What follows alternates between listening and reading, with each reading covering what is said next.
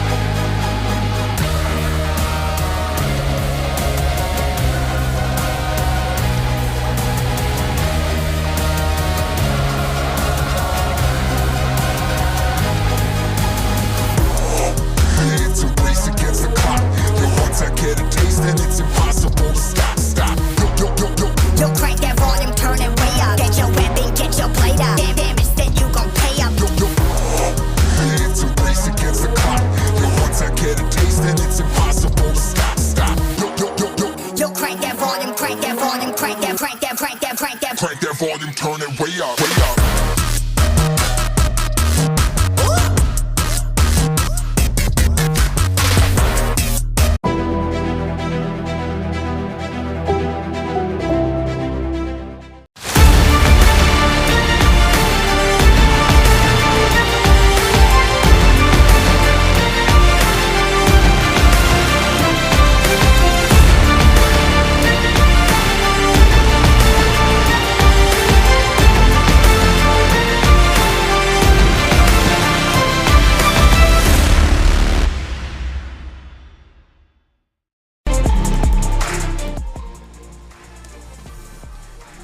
Some Saturday morning soccer coming your way from Scott Bailey Memorial Field in Oldsburg, Ohio.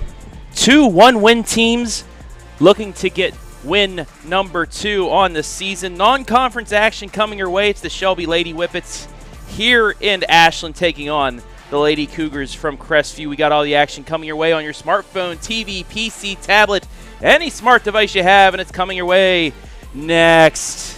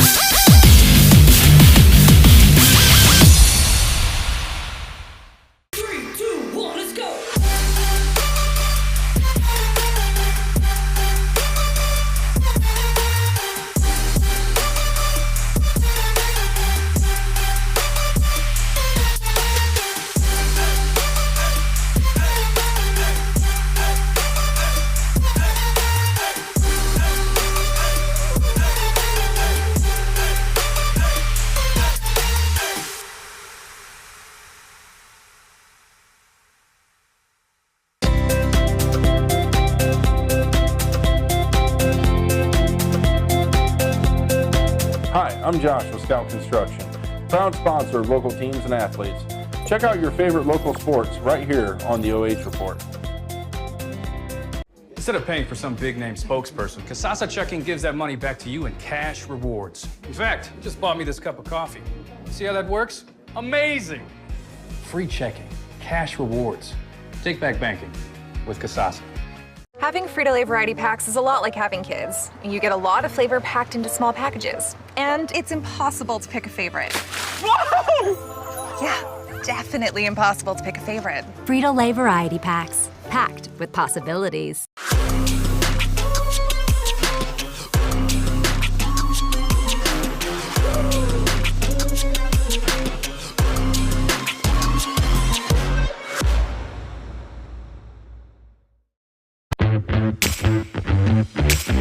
We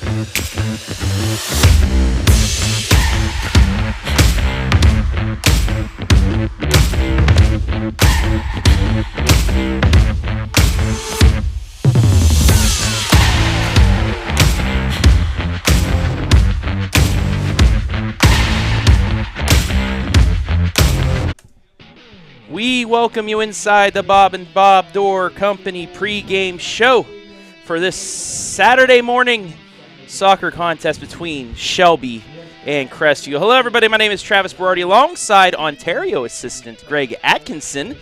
Greg, hopefully you're awake for this one. We just had football, the other football, about, 6 hours ago, but we're back here for some early morning soccer between two teams, two up-and-coming teams, young squads that are coming up here trying to get an early season win.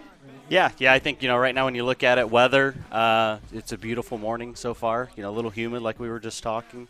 But yeah, two definitely equally matched teams that have a lot to kind of prove when you think about that smaller school kind of level of play. So I think it should be an exciting morning of soccer. Hopefully should wake you up. I heard you had a little later of an evening than I did. Well, when you do the pigskin, you get all your football coverage. It makes for a late night, but hey, it's what we live for 11 weeks here in the fall. But let's get right into things and take a look at the team spotlight first. Brought to you by Bob and Bob Doors of the Lady Whippets. Last year, Shelby, a team that you guys saw over at Ontario, they finished 5-9-3. They were 3-3-1 in the MOAC. Lost to you guys in the sectional 7-0. Last season also tied Crestview 0-0. And like I said, Shelby, a young squad, I believe, year 3 of existence for the squad? Yeah, I think officially, you get your couple years in terms of a club as you head into those official years. But yeah, Keith's done an outstanding job over there when you think about he's year 3 in. Last I talked to him, he's got 35-plus girls, a varsity and a JV. So he's done an outstanding job getting involved in the youth, any and all the above there. So we'll see what he's got. I just was talking to him. He said he's down some starters. He's got three injuries currently kind of sitting over there with some starters out. So they've had to kind of battle through some of that thus far this year. So we'll see what they have to offer. But one of the players that will be playing today in our Players Spotlight is one Arizona Grazil. Led the team in goals last season with 11, assists with 5, and she's already scored once in 4 matches this season. You've seen her a couple of times as well. She's a pretty good player for the Whippets. Yeah, I remember 2 years ago, stand out to us. She scored a free kick on us that we definitely did not see coming. And believe it or not, this year we needed some players down in Columbus, so we were blessed to have her joining us in some games down in Columbus this summer even. So yeah, she's a player that can and definitely make things happen real quick.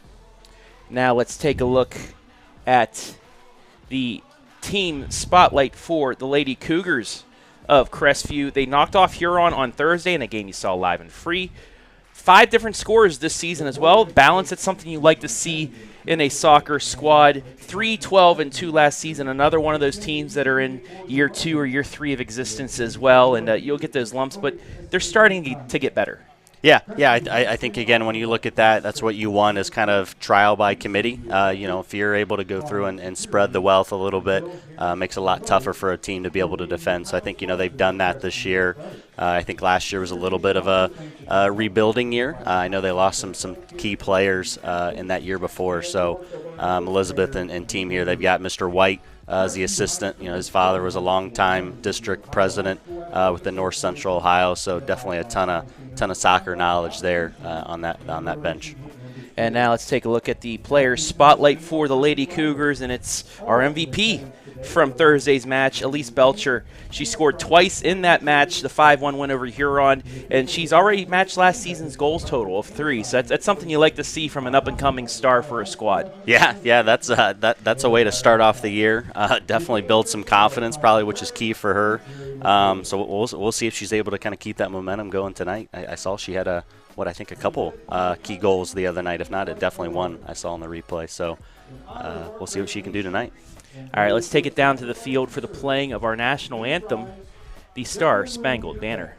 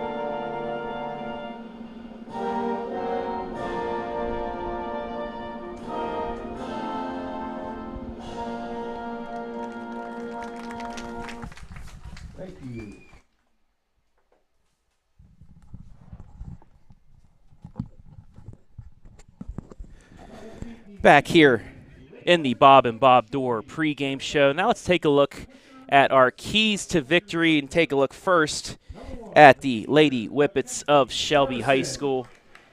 And for mine, they've dropped a couple tough losses here in the last two. It's a nice time to bounce back and get a victory. And with any squad, with any young squad coming up, find feet. Don't turn the ball over. No dumb turnovers that can turn into a counterattack. Yeah, I think that's going to be key here is being able to get out early, fast start. Again, it sounds like he's got a couple starters. He's going to be welcoming back today for the first time all year. So kind of finding that now groove as you get those individuals back into the mix. And that all starts with possession, right? You got a turf field here.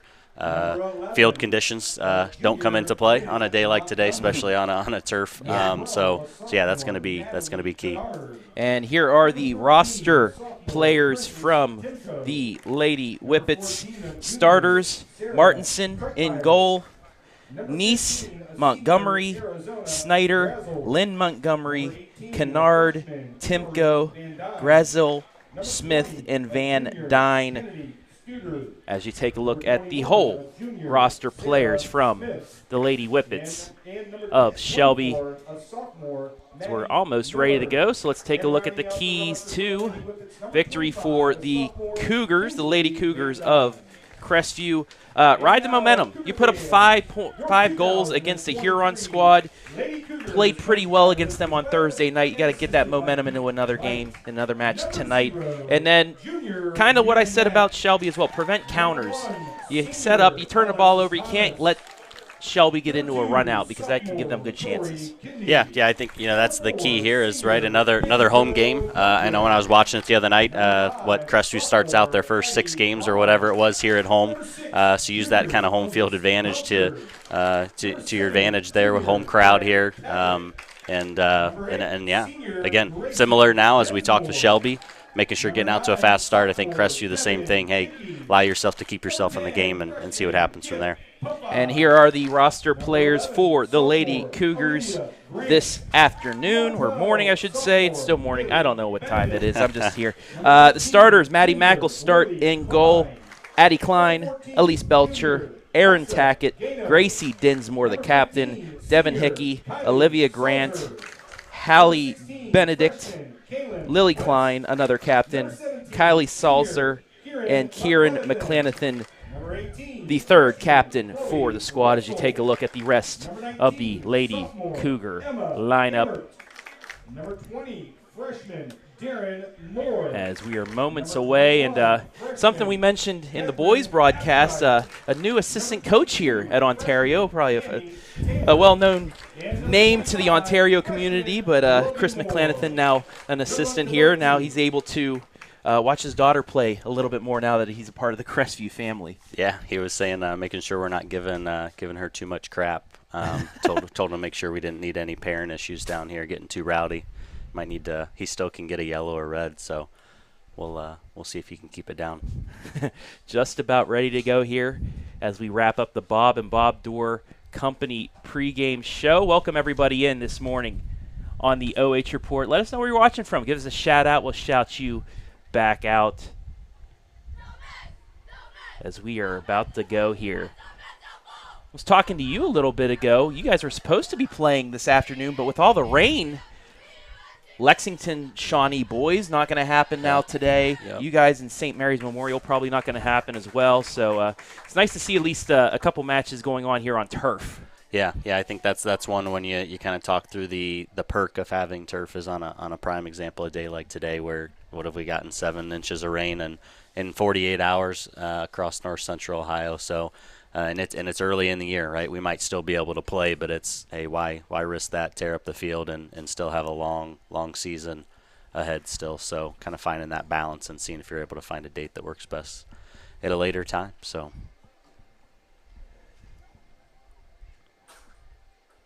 we are ready to kick things off here this morning. Travis Berardi alongside Ontario assistant Greg Atkinson.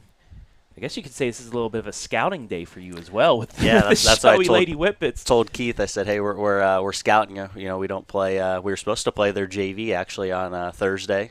Same thing because of the weather. We had to postpone that to September and go to their neck of the woods. But so he said he'd make sure he won't show us too much today. They might be switching it all up on us. So we'll see. Shelby will get possession to start here once both referees are ready here. And we're underway. First half action, Shelby gets possession first. Looks like we have Shelby in the kind of away white kits. Yep, Shelby in their white kits, red lettering going from right to left on your screen. Crestview, black kits, white lettering. As that cross through the keeper. That's going to go out of bounds, and just like that, right off the bat, we're going to have a corner. That's that. Actually, no. Yeah, she didn't touch it. It went straight through the pickets and out then for a goal kick actually. That was that fast start that we were saying. Yeah. You wanna try to avoid. You know, as coaches, we always say that first 5 of each half, last 5 of each half. That definitely would have given a spark to Crestview for sure. So the Lady Cougars nearly strike first here in the first minute. They do have possession. And coming off a win like they had on Thursday, a 5-1 win, just what does that do momentum-wise for a younger squad? Yeah, I mean, like I said, that builds the confidence, right? You show you have that potential. And then, you know, again, you're coming out in another really good quality opponent from the area, right? That's kind of a little bit of bragging rights. I know they're in different divisions, but yeah, it's just like a loss, right? That can easily go through, and if you don't handle it very well, can kind of compound from there. So yeah, this is key. Lady Cougars continuing with possession. This is Salser down the right side. She's going to get a throw in. We're going to see here we've got a couple different formations, right? Shelby's running their traditional 4-4-2, whereas Crestview, you've got more of a 3-5-2, going and sitting just 3 in the back with the 2 kind of holding center mids per se. So again, switching it up in terms of formations to see how each team kind of handles and matches up with that. So another throw-in coming in here for Crestview, who has dominated possession here in the first 3 minutes. There's going to be a shot high and wide of the net by McLenathan. And it will be a goal kick as we take a look at our first Sutton Bank replay of the match. Just a little bit off the right side of the foot, maybe kicked a little bit too far inside the ball there. Yeah, I think that's one. Bring it down at your feet a little bit. Try to get a better ball in. But yeah, I'm excited to see then. Yeah, she's definitely got a foot. See if she can use that to her advantage here as the game goes on. Lady Whippets with the goal kick. It's deflected off of Crestview, and Shelby will get a throw in. And first time having possession inside their offensive end. Quickly, though, taken away by the Lady Cougars.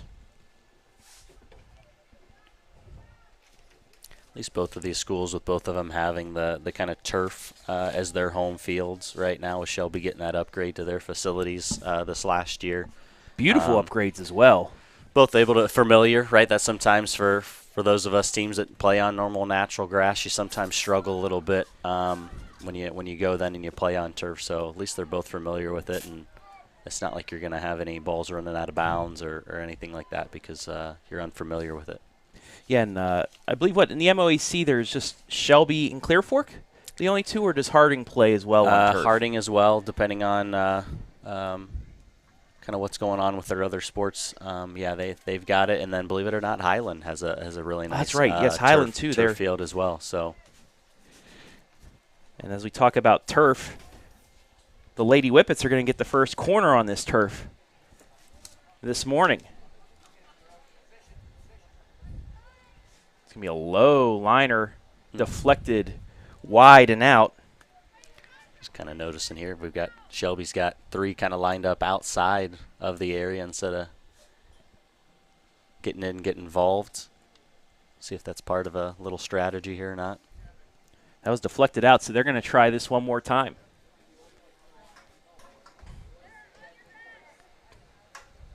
This one more of a liner, but right into the hands of Maddie Mack. She really didn't have much to do in terms of any traffic in front of her. Easy save. Yeah, but that's key. She was able to catch that, no fumbling. You know, that sometimes is where a second chance comes of that if you're not able to hold on to that. So that was well done by Maddie there. Throw in for the Lady Whippets as we've gone through 5 minutes of this match thus far. Crestview had dominated possession, but Shelby had the best chance on net thus far. And that's just the funny thing about the beautiful game. You may be outpossessed 80-20, but if you get one chance to score and you put it in, you may still win 1-0. I always make the example of a few years ago in Taylor Huff's sophomore year. They played Bay in a regional, peppered the net, could not get anything to score, and Bay had one counter, scored and won. Yep. On just one chance throughout the whole match. That's just how crazy this game can be. The beauty or the beast, and I'll always reference that one similar Bay involved, but Lexington boys, right? Yes, in the rain at Worcester. And all that, you go through and you make that one chance like Lexington did, and boom, you knock off a team that hadn't lost all year. It looked like Dawson was on sides there, but just couldn't get to the ball, and that's something else you see on turf. It's a little bit faster, yep. the movement of the ball. I take it, since you guys are on grass, you like playing more matches on grass or turf? What do you prefer? Honestly, kind of, it's a little strategic, depending on what type of players you have, right? Sometimes you want to maybe slow that game down, so that was kind of where we saw the other night in New Albany. Not used to playing on grass at all, so you're able to kind of neutralize them a little bit.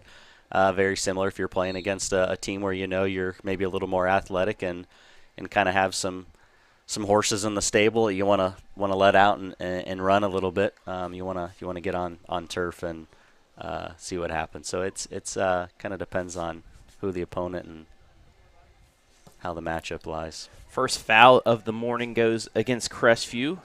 Lady Whippets with the free kick. Bouncing around at the feet of Olivia Grant. Finally going to be cleared out of there by Julia Sickmiller. Ooh. Bit of a collision and another foul there. Take a look at the Sutton Bank replay. Actually, the tail end of the Sutton Bank replay. But the second foul against Crestview. Didn't necessarily talk refs. I know we've got Chauncey on the far side. I'm drawing a blank on who's on our near side here. Inside the 18, Crestview unable to get it out towards the net over the keeper's head, but Mack is able to make the save. You see, that's another thing you'll get on this turf. It's a little funky bounce. Jerry McCoy is then on the near side here, so two relatively newer refs to the kind of rough landscape in north central Ohio, but it's become a few and far between that we have left here. I was going to ask, has there been an uptick in referees this season, or has it been the same where there's not a lot around here like the last few? I think what we're doing a good job of, Andy Bear's our ref assigner for the area. So I know we have had some games. Just like the other night, it was two individuals from Mount Vernon. So, I think we're pulling from some of those neighboring areas just to ensure that we have coverage. But I don't think there's been anything new in our area per se. It's a good ball in the corner. Hickey on sides, crosses it, but hits the back of the net, not the front. As we take a look at another Sutton Bank replay. Nice pass ahead. She was able to track it down.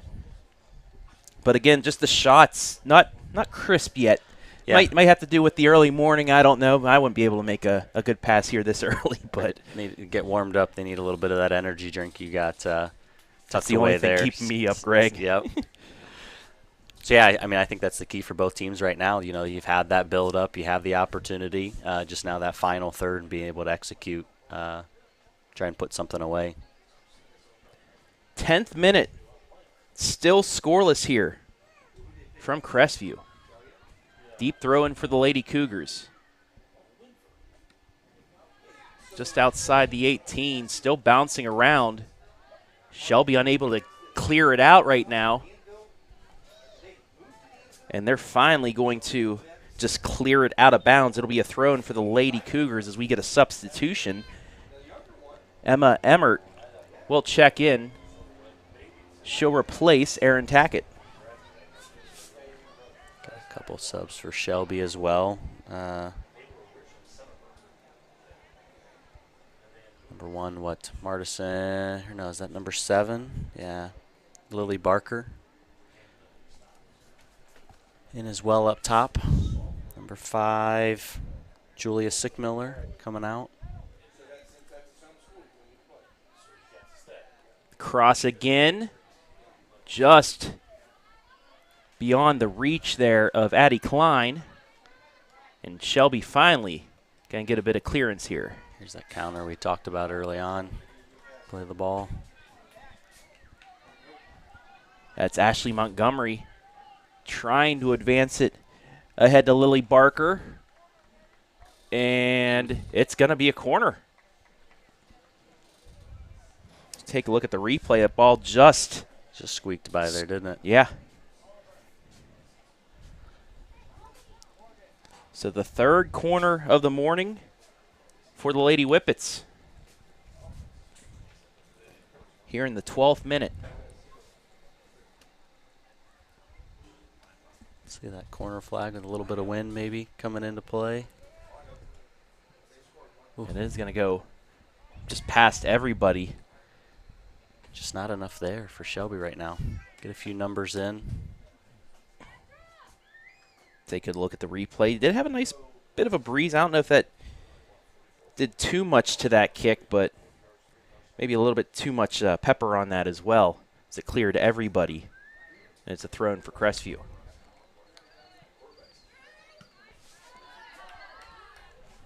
That's going to head down the other way. Salser with the kick. It'll be a throw in back in the defensive territory for the Lady Whippets. Both teams kind of playing a very direct ball right now, not necessarily possessing. See if we can connect a few passes in here. Yeah, it seems like both sides are still feeling each other out a little bit.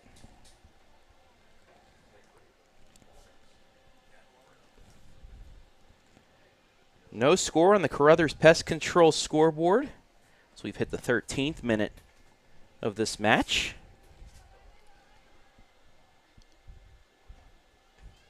Just a reminder also, later this evening, that's out for Shelby, a throw-in, we'll have Clear Fork Lexington, another game you're going to be interested in, Greg.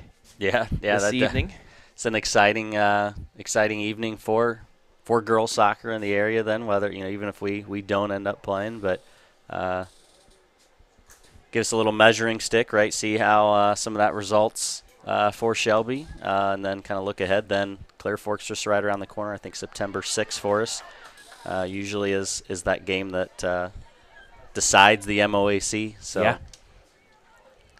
Clear Fork's been they've had a couple tough matches in a row here. They lost what was it earlier in the week to Manchester, and then they got a late goal the other night against Big Walnut. That Manchester loss was tough for them. They were up, I think, 4-1 and ended up losing 5-4, something like that, or 3-1. Yeah, I think they were up 3-1, ended up losing 4-3, and then we're down most of the game against Big Walnut. Scored a goal with 4 minutes to go, and ended up squeaking out a tie there at least. But that's the thing of a lot of us teams in the area. We want to go play the best teams we can. Yep, I know a Manchester absolutely. team was, I think, Final Four in Division III last year. So you go do that, and Big Walnut's a big D1 school as you're heading towards Columbus. So we definitely don't shy away from it. So it gives you a good measuring stick to see if you can go get some results in some games there. Well, it also pays dividends when you get to the tournament And that's why we normally see 3 or 4 Richland County schools playing in a district. Yep. Because, nothing against the Sandusky Bay Conference, but they play each other. It's all right. But outside of that, they really don't get a lot of big names that they have on their schedules. Yeah, when it's tough for them, that conference, they have to play each other twice is the way that their conference is set up, at least a lot of us, whether it's in the OCC or MOAC. We've at least got it to where it's only playing each other once, and it allows you to then go kind of beef up your non-conference schedule. So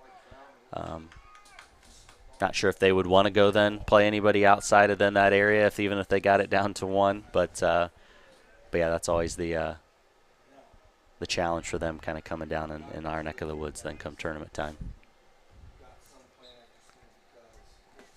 Be another Crestview throw in here. You're talking earlier, we're talking about the referees, something we're seeing a lot more now, especially on the weekends, the doubleheaders. Just so those refereeing crews can just, you have one because they're reffing in the first match. That's what we're going to have again is the Crestview boys, I think, taking on Northwestern later. Okay. Yeah, that's usually a lot of the keys is anymore. Just like we'll experience it on Monday, we've got a JV A and a B with Medina, just to try and make sure we have 2 games in an evening, because anytime we normally have just one, more times than not, that's the game that gets dropped if we have a shortage of refs. So yeah, that's key. And even when we have that, I know later on we were gonna have one ref. Andy Bear was gonna be our only ref, just because. Refs got to have a little work-life balance too, and some of them needed today off. So what number is very low to begin with now was going to be even worse today. So we already kind of knew heading into that game this evening, if we do end up playing, that it's down to one ref, just because Lexington, Clear Fork playing at the same time. Not sure what happened there. Actually, I think she just tripped. She's laughing. At first, I thought she got hurt, but she just fell over her own shoestrings there. As we call it over in Ontario, Prairie Dog Hole came up and it got you there. Got sniped, yeah. That's also something with the referees that, they're trying their best. Sometimes there's only 2. I know I was at 1.5 of the Lexington Ontario matches. I covered the boys match, saw the first half of your match. By the way, Hattie's 40-yard free kick bomb is just she's a phenomenal player. We'll get to that later. But they're trying their best. They're going to probably miss some calls because there's only 2 of them. But it's a little bit of a stressful time for everybody all around that way as well.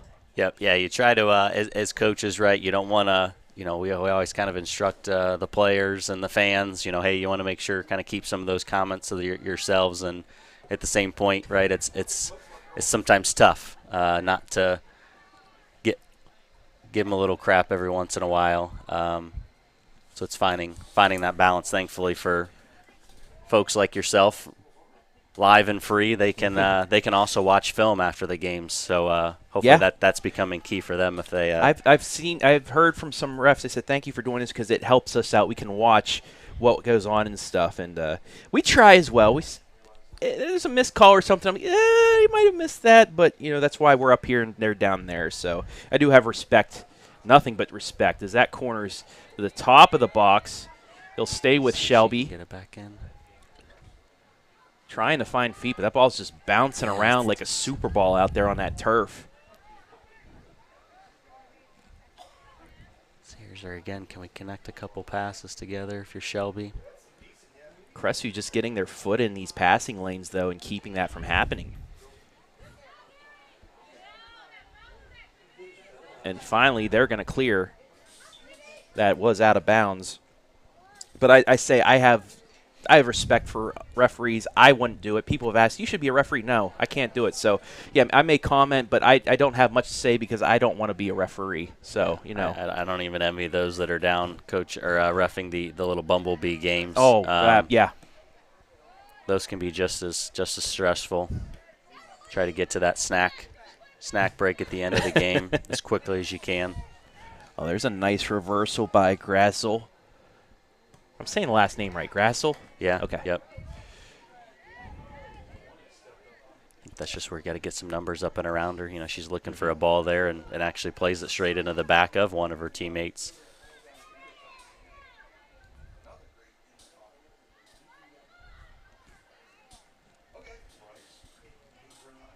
we're talking about, parents going after, having comments for referees, but also parents' comments for coaches as well. I mean, I know you have a freshman JV player and a couple parents from the OH report. Hopefully they're keeping their comments to themselves. Yeah. That means you, Mr. Skronsky, for watching right now, but not kidding. It's something we see a lot nowadays, and it's kind of stressful. It kind of, I guess, hurts just to see that, the criticism and things. I mean, coaches, you guys put in a lot of time, and just it's stressful sometimes seeing what goes on out of that. It's tough finding that balance, right? You've got, as a parent, right, it's your obligation to make sure, you're protecting your student athlete, your daughter, and, making sure they're having the most enjoyable experience. Ooh, nearly an own goal. Wow. That was just a kick towards the net, nearly deflected off a defender from Shelby. Off a Shelby defender, right? So we take a look at the Sutton Bank replay. That was a great play on the ball as well by Elise Belcher.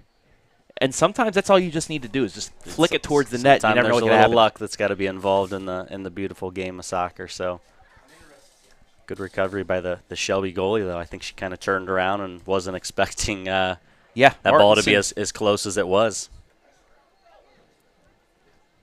Martinson really got lucky there. Another chance for Crestview. Hickey crosses it, but again, off the back of the net.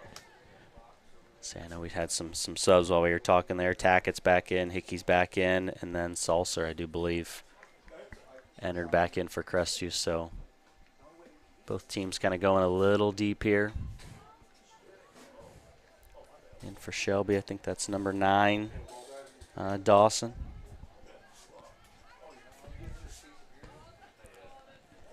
Martinson setting up the goal kick. Over midway complete here in half number 1. Still scoreless on the Carothers Pest Control scoreboard. These two teams met last season, and it did end in a 0-0 tie. Yeah, I think that was the key when talking to Keith Swisher, coach for Shelby, before the game. With those injuries and different things, some of these girls, they're getting back. They want to be able to see, okay, how winded are they, right? When you're injured, you're not necessarily able to stay in shape as easily as you maybe would like to. Getting in game shape is completely different than just being able to go out and run a mile here or there. So I know that was kind of the key to his, is seeing if they can play a full 80 minutes. Kind of up to him to make sure he's subbing at the times where he needs here. But McClenathan back into the game here. I didn't see, any rowdy parents down here giving him any sideline coaching potentially. He's got the front row lined up down here. Said he's getting a little old. He's got to make sure he gets as close to the field as he can.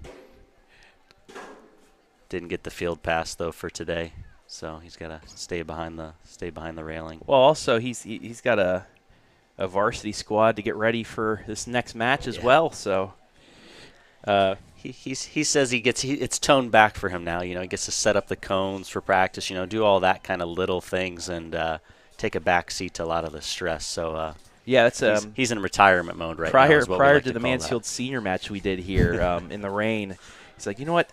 It's a lot less stressful. No administrative duties as an assistant coach. Yep. Salser. Actually, it's Grasil. Yeah. Looked at the wrong roster. Had a nice run there, but Crestview able to shut that off. And it will be a throw-in for them. So that's kind of the key. Crestview running that 3-2-3-2, or if you want to call it 3-5-2. But you kind of defend with 5. So you can kind of see a lot of black jerseys there behind the ball when Shelby has it. And then the idea then is, hey, once we get it, then we're able to kind of get numbers forward and counter a little bit. So kind of mission accomplished here thus far for Crestview. When Shelby does counter, they're able to have numbers behind the ball. But just as I say that, Shelby tries to sneak in here. Montgomery ran into a bit of a wall there. Deflected away. It'll stay with the Lady Whippets here as we come up on just under 16 minutes left in this first half.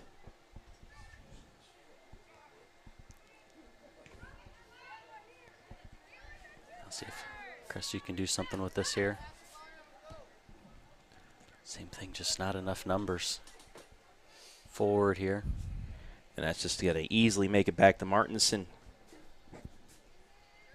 But you're seeing this a lot with Crestview getting past the midfield stripe and then just, trying to advance it and up to get their speed ahead of the defensive Shelby, but they're just not quite clicking as of yet.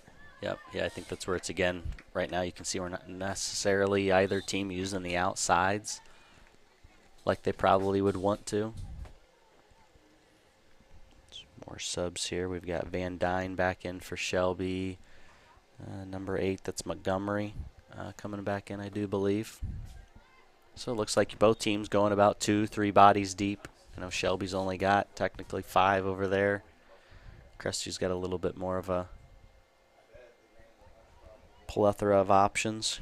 Looks like Grant's back in for Crestview as well. This always throws me off, the schools where you've got the benches on the opposite sides of things, keeping track of everything here.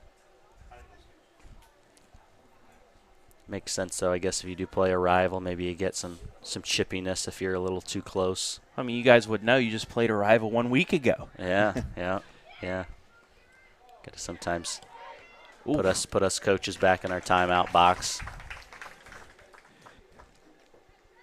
Well, I did hear some back and forth, especially in the boys' match. One coach, hey, the goalie's not being able to catch the ball, and then the other guy, once he catches it, look, great, It's a fun back and forth as well, because I know Lady Cougars going to get their first corner, but I know, you guys are colleagues, you're friends off the field, but once you get on that field, it's no holds bar. Game on. That's where I know next Tuesday, myself and Zach Huff, I do believe, are going to be calling a game. Yes. So, you probably look at that, but it's, me and Zach, we've coached now for the last 2 springs in club, and, at the end of the day, we've got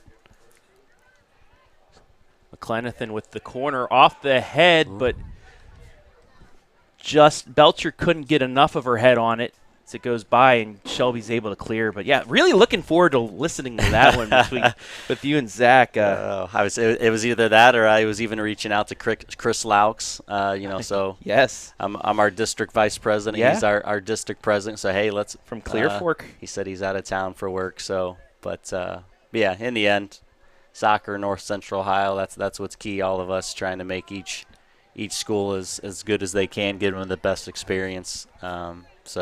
Also, a lot of great coaches that have been around a long time. And yeah. when you think about another Atkinson, also, Mr. Larry, Shelby with a chance there, just deflected that might be another off. Corner. Yep.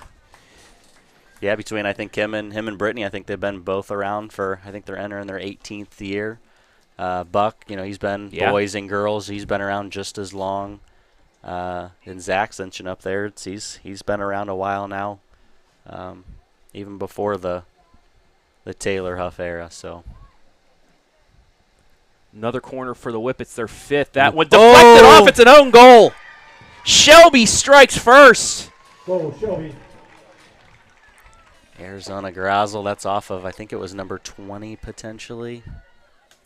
We'll take a look at the replay, and yes, it was off the foot of Darren Moore and in. So with 12 minutes left here in the first half, Lady Whippets strike first.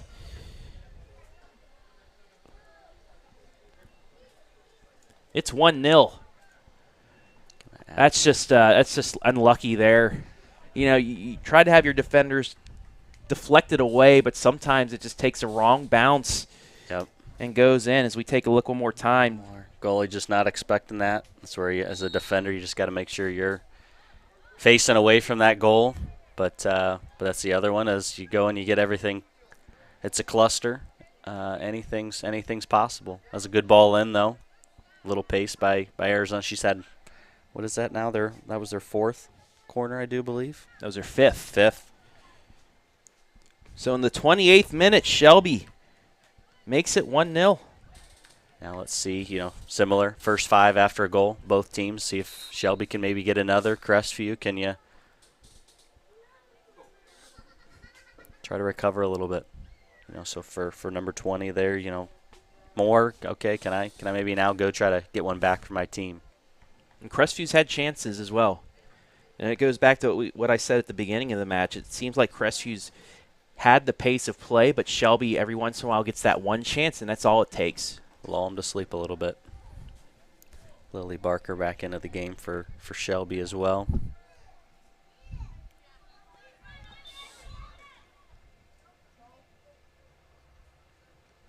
I think we're going to... Ball was out of bounds first.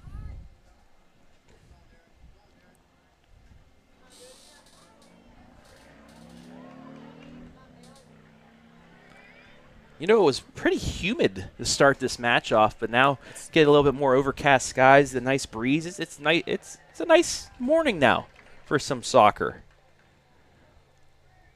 So that'll be a throw-in for the Lady Whippets. A lot nicer than some of the heat that center of the country's been having in the last week. Yeah, that's right. I just got back from California last night. It definitely wasn't cool out there by any means. They recently have had some rain, some hurricane-type weather. So normally not seen on that side of the country. They're always afraid of potentially that whole state over there maybe just falling off the edge over there if they get too much rain, is the way they act. Mudslides and different things. Well, the weird thing was the remnants of that storm actually was what created the derecho and the tornadoes we saw 2 nights ago up in the Cleveland area and the heavy rain. It was mass subs coming in here for Crestview, so we got 4. Bailey, Joe. And we've got, 17 and 19, I do believe. So McLenathan was already in, so then Emma Emmert.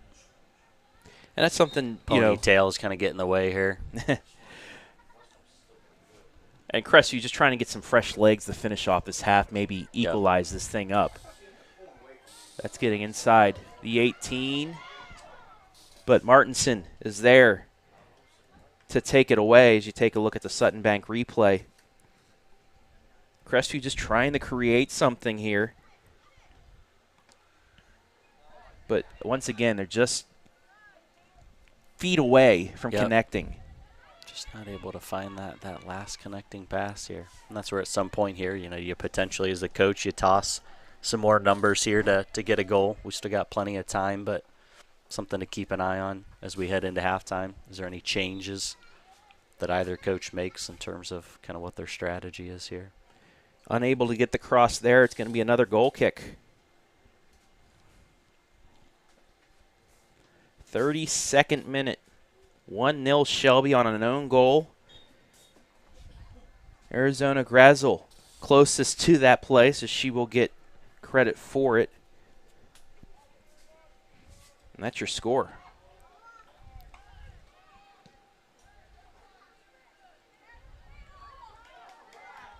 See if we got something here from Crestview. Oh, just a little give and go action there. That was planned. Yeah. That was planned. I don't think Crestview touches it. No, they might have. Just off her foot. Well, now we have a Lady Cougar coming after the ball. Shelby might have changed their mind of going and chasing that ball if they didn't know it was theirs. Still in the 18. Shot just wide, though. Another collection there for the goalie.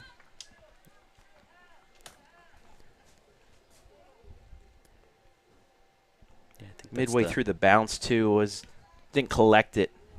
So she didn't get much of a shot off on that.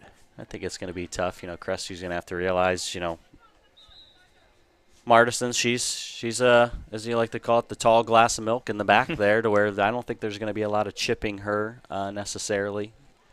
Going to have to get some low-driven shots, make her work for a little bit. Arizona Grazel back in the game. Got a little reward for that goal. Similar number, 13 back in the game. So Princess Timko. Stay tuned here in about 6 minutes, 45 seconds of game time for the Bob and Bob Door halftime. We'll have stats. Greg will analyze the first half. Coming up at the break.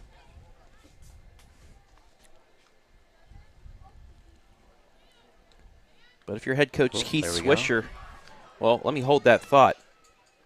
Crossed, here, yeah. deflected. Look at that. And it's She going to could have be just another gotten corner. that right in front of the goal, put that right at about the 6-yard line. Yeah, number 9, Devin Hickey right there. She could have gotten her head up and found her. It's hard to determine from this angle. It looked like it was deflected, but it was not. It's going to turn into a goal kick. That's tough as a coach, right? You get players that get in that situation, and while the angle is very challenging, the percentages are low, to try and get an individual to play a ball right in front of to a wide open teammate instead of going for the glory and trying to score that goal on your own is always tough to in the moment. It's easier for us to sit up here and you should have done this, you should have done that. You're going to tell Travis, hey, let's get out here and you show us how it's done. Well, it's not like you in scrimmages where you can score from midfield. We're still waiting on the footage of that. I get to remind Darby Broom, who was in goal at the time. She's been sprinkling Miracle Grow in her drink ever since. Well, you have your own player on the varsity squad that did the same thing against Lexington. Yeah. And your 2-1 win.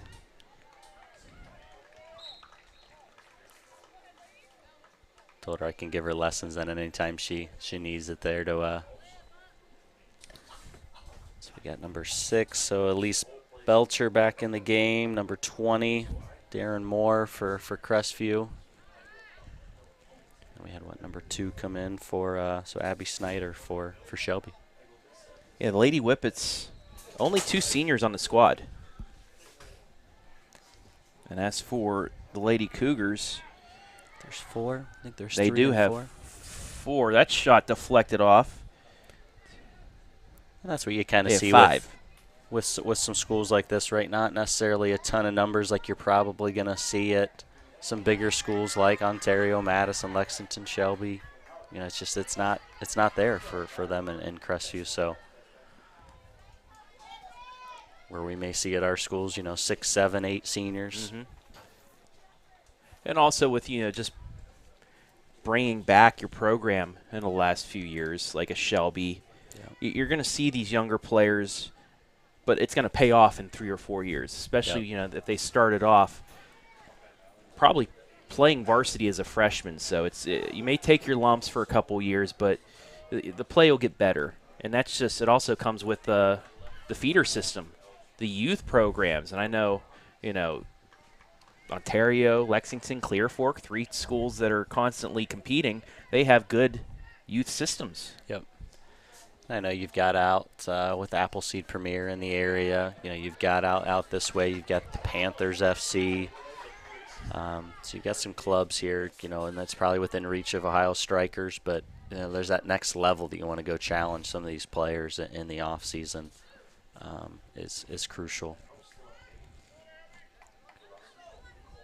I know Keith's done an outstanding job. He was upset today. He's got a youth team down on the rec program over there at Shelby, and with the weather again, they had to kind of shut the fields down for rec as well. So he was a little upset they weren't able to get in their younger youth game later as well. Yeah, hopefully that's the last we've seen of the severe weather and rain for the year, so we can get back to it. I'm not even going to mention. Well, Tim Kuhn from the other room said we're going to get snow next week. I don't want to hear that yet, Tim. Don't bring that to me for at least another month. It is Ohio, though. Yes.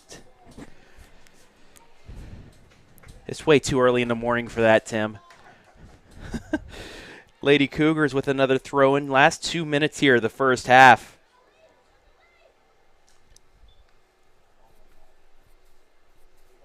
Bad throw in there, maybe. Yep, lifted her leg up. Yeah, what can and can't you do? I know it has to be straight over the head. You can't be off to the side, but what else? Yeah, really anymore. You even can have it off to the side. It always used to be it had to be straight up over your head. They've switched that up a little bit as the years have gone on. So really, as long as both your feet are on the ground planted as you throw it in, that's really the only kind of yay or nay to it. So there she just happened to lift her one leg up as she was throwing it in, and Crestview with the chance here. Deflected back, another shot at it. Cleared for a second. Oh. Couple good chances there. Number 11, Olivia Grant, kind of taking them on from the left side there. Get a little help from her teammates. Maybe got a little too excited, Devin Hickey, there on that second chance. Kind of falling down as she kicked it there. Probably not a necessarily maybe a right foot dominant, so putting it on your left foot there is a little more challenging as well. 40th and final minute of this first half. Shelby with the 1-0 lead on an own goal.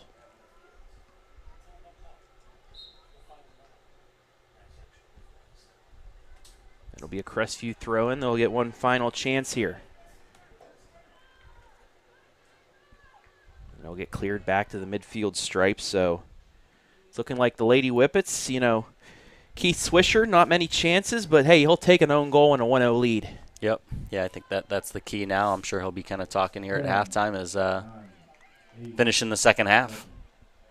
Got to make sure you don't get too complacent and think just because we're up can get relaxed at all. And that'll do it. 1 half in the books, 1 half to go. Shelby leading Crestview 1-0. We'll take a break. When we come back, the Bob and Bob Door halftime show, stats analysis, and much more coming your way on a Saturday morning from Crestview. We'll be back.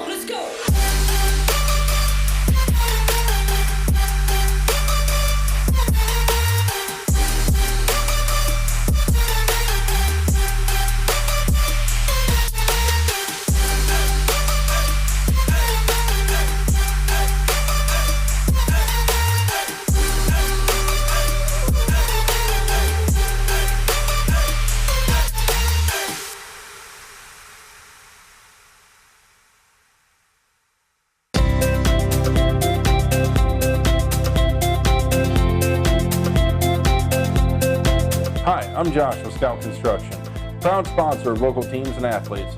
Check out your favorite local sports right here on the OH Report. Instead of paying for some big-name spokesperson, Casasa Checking gives that money back to you in cash rewards. In fact, you just bought me this cup of coffee. See how that works? Amazing! Free checking, cash rewards. Take back banking with Casasa.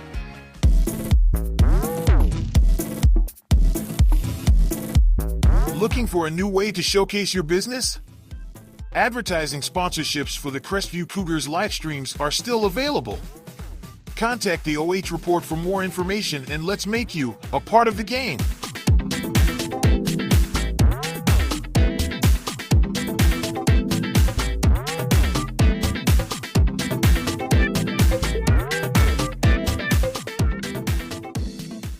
Having Frito-Lay variety packs is a lot like having kids. You get a lot of flavor packed into small packages, and it's impossible to pick a favorite.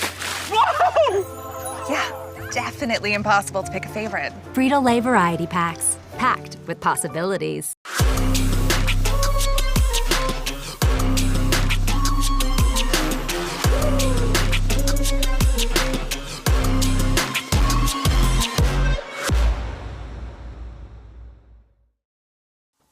Take a look at all the action from Friday Night Football right here in North Central Ohio with great analysis, highlights, coach interviews, and so much more every single Friday night right here on the OH Report.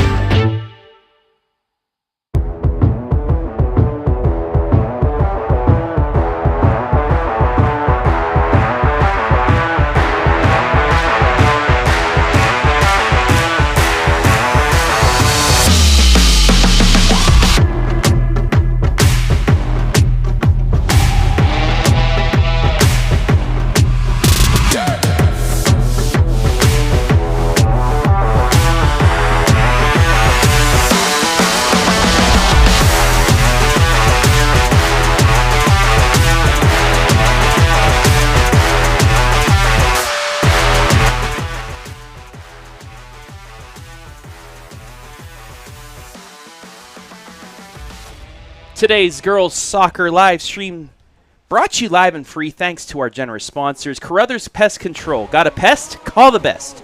419-314-3214. Once again, that is 419-314-3214. Frito-Lay. We are driven and inspired by our purpose, food that matters for life's moments. Bob & Bob Door Company. Entry doors, storm doors, garage doors, and openers. Bob & Bob Doors has been providing fast, friendly, and reliable service for over 51 years. Sutton Bank. Earn a cash reward of your choice for doing simple activities with Casasa. And Scout Construction Services LLC. With more than a decade of business, you can trust Scout Construction with your roofing and siding needs. Call Scout Construction for more information. 419-989-7240. Once again, that is 419-989-7240. When we come back, the Bob & Bob Door halftime report right here, live and free on the OH Report.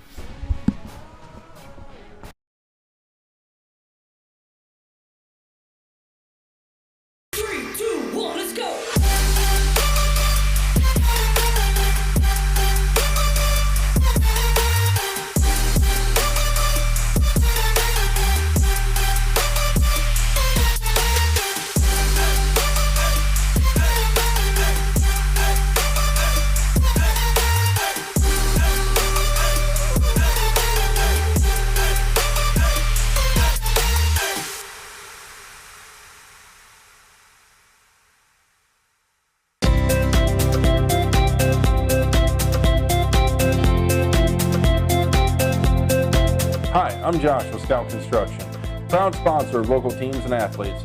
Check out your favorite local sports right here on the OH Report.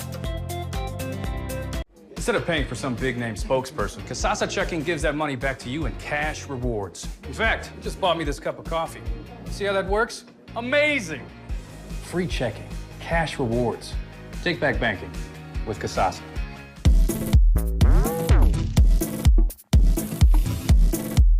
Looking for a new way to showcase your business? Advertising sponsorships for the Crestview Cougars live streams are still available. Contact the OH Report for more information and let's make you a part of the game.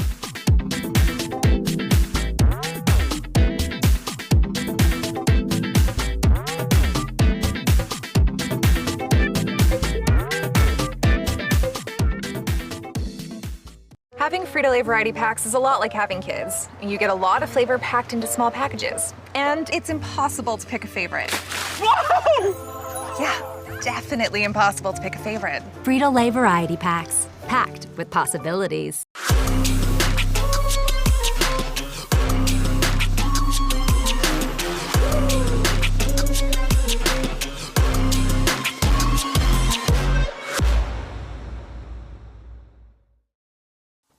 Take a look at all the action from Friday Night Football right here in North Central Ohio with great analysis, highlights, coach interviews, and so much more every single Friday night right here on the OH Report.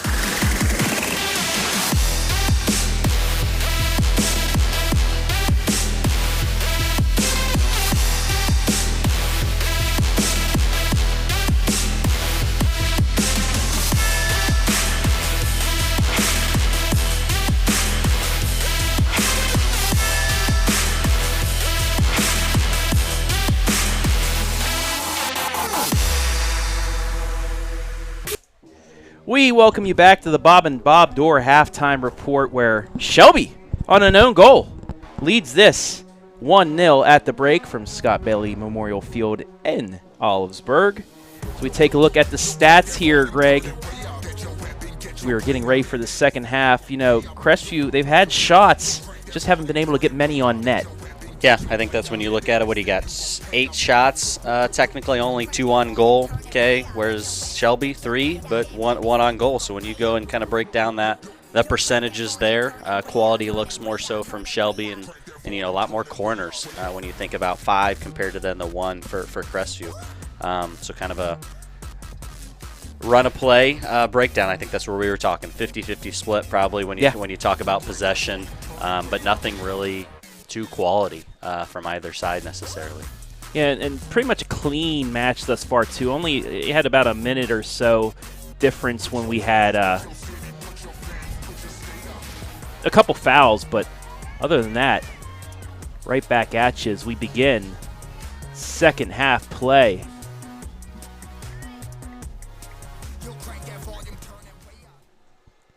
Crestview with a quick run out there.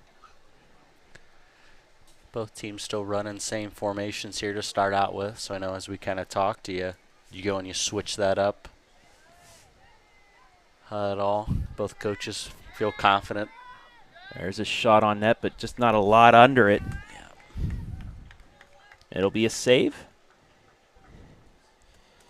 And an easy goal kick as we take a look at the Sutton Bank replay. What would you like to see more from the Lady Cougars here in the second half? So I think, like, as we talked, right, they're getting forward. They just got to, in that final third, create some quality looks, right? Right now, even just like that one that we just had, number 9 there, Devin Hickey. Can I get a little more pace on it, right? Make Shelby sweat a little bit more. So I think that's kind of the key. That build up and then that final third finish one of these chances they're getting. And what would you like for Shelby in the second half? I mean, they've stuck around. They got that one goal. They have the lead now. Yeah. I think same for them. It's kind of that bend but not break mentality, right? They've done an outstanding job of maybe giving up some chances, allowing Crestview to inch forward. But once it kind of gets back into that again, final third, it's they kind of shut things down from there. So continue to do what you're doing, and then making sure now don't run out of gas. I think both teams subbing like they did hopefully should help, but now you got to go finish a game. 40 more minutes. 42nd minute here, now the 43rd minute. Still 1-0 on the 28th minute own goal. Officially given to Arizona Gressel. Also, you had notification at halftime. Ontario St. Mary's is on for tonight. Yeah. I don't know if we got, the dryers are out running on the field or what's going on, but we've officially been given the green light that the field is in good condition. So Randy Shaver and our grounds crew there does an outstanding job to make sure that, we do have, similar to Lexington, one of the nicer grass fields in the area for sure. Now, you said field dryers. Are those just? I was just. Are those just? I was just say, are those leaf blowers that you? No, he was out there the other day, kind of like you see on a golf course. Those it was like a larger squeegee almost. He was just rolling the water at least off to the edge of the field. So I know he was doing that even as of yesterday. So that's about the extent of it. But I mean, I want to put past Ontario for having some type of one of those MLS type field dryers or something like that. We'll see if that's in the budget next year. Maybe OH Report can sponsor that. That rowdy parents that we got over here. We've already got one of the best guys that mows the field, Joe Baylog in retirement mode. Yes, I didn't know he did that. Yeah, that's great. He's joined Randy's crew, so you can see him out there every once in a while. Probably out there today, getting that final cut in before game time. So. Oh, that's wonderful.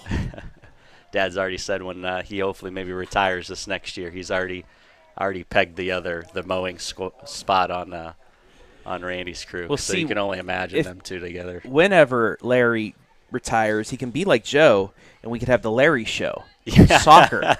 All about soccer. Him and Jesse on the soccer locker, every week. Yeah. But that's great. Joe's got a little more gift for the gab there than Dad does necessarily. Ooh. Big return on the foul. That's going to be the first against Shelby.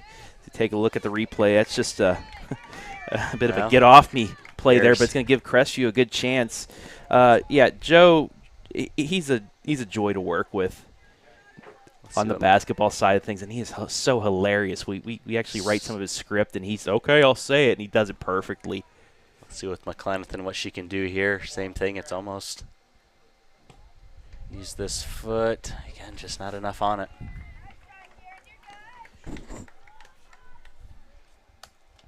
That's where you'd like to see Crestview go ahead and load up the box there, put it at the back post, kind of like you saw in our game the other night against New Albany. It was, hey, Hattie plays a big ball, bodies, crashing in terms of there, something squeaks out.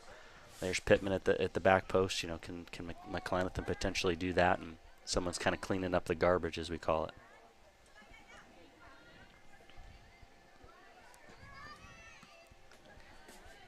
Crestview's doing a much better job here to start out this half, finding feet, connecting a couple passes here. Now can we get the ball out wide? Belcher with a nice reversal, still with it. Triple team, though. Would you like to see her, give that up a little bit earlier, or you trust her just to try and get through traffic? Yeah, I just think it's tough right now. Crestview just doesn't have the numbers. And as she was making that run, we still had five bodies back here behind the ball, only marking 2 if you're Crestview.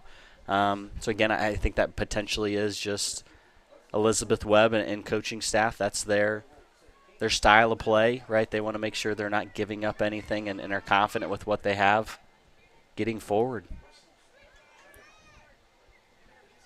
So I think, Belcher just has to be selfish at that time because there's maybe not necessarily as many options. Just ping ball back and forth. Yeah. You want to see somebody at least try to either clear it or take possession. We haven't been seeing that too much in this match. Here's where you can take them on a little bit here. Bit of a jitterbug move, but again, it's the right idea. Yeah. Shelby's marked Belcher pretty well here in this match.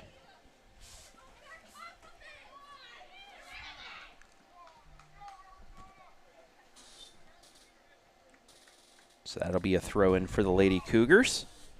Probably held on to that one a little bit longer. It's always the saying that goes in soccer, the ball moves a little quicker when you're passing it than you're dribbling it. Try to find a teammate, get it back. Bit of an unforced error there. I think what did we have? Was Crestview home last night for their football game? Yes, they were. They defeated East Knox 20-14. Pretty big game, right? Yeah. Moves the Cougars to 1-1. Shelby put a hurting on my goodness. Lexington. Yeah, 50. Put up 50 on Lex. I saw what the DeVito and Ramsey, quite the combo. Yes, they are. Your Ontario Warriors blanking Centerburg. Yeah, I wasn't really sure what, Centerburg, that's not necessarily a team we're as familiar with, I feel like, in this area, but. Well, we're familiar with them on the OH Report. Big collision there. It's not a soccer school, so I guess it's tough for me to. Yeah, KMAC does not have soccer. They focus on their football and volleyball. Here's a chance in the box. But Kelsey Snyder there. If you take a look at the Sutton Bank replay here, just running along with her until he had some jostling back and forth there, but I think it was mutual. I think it was back between both of them. So I like the no call there on either side. Defender did a good job for Shelby there. I think it was, I know she's hunched over a little bit now. Number 21. Okay. So Sarah Smith doing that good job of preventing technically a Crestview player from getting past her without fouling. I think that's a lot of, you'll see players, they struggle with that, and it's maybe they foul, and now you've got a PK. 50th minute, still 1-0. Also a reminder, we are going to show you the entirety of the Ontario Crestview football game at noon right here on the main YouTube page and Facebook. We had some internet problems at Crestview, I believe, because of the storms that we had over the last couple of nights. So we'll show you the game in its entirety coming up in about an hour once we're done here at Crestview for soccer. Face her again. So here's where you just see, one player kind of doing a little bit of everything for Crestview. And not movement off the ball. Yeah, not really too many people there ready for a cross, though. That shot's up and over the net. That counts as 3. Yeah. Last night that would have counted. Yeah. Addie Klein, good rip there. But again, you can see Crestview now creating chances. Yeah. It's really been the majority of this half thus far through the first 10, 11 minutes here has been in Shelby's defensive side of the ball here. And you just keep peppering that goal, and eventually you'll see one go in.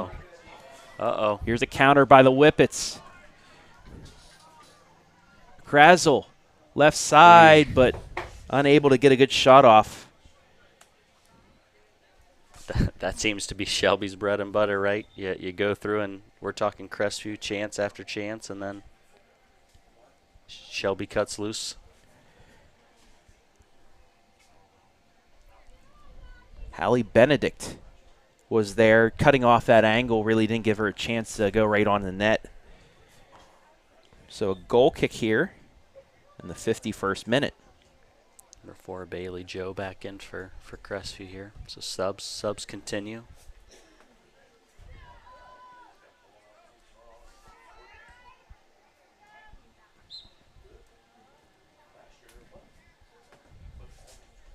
Substitution before the Shelby throw-in. Kennedy Studer back in for Shelby. Sarah Smith going to take a break.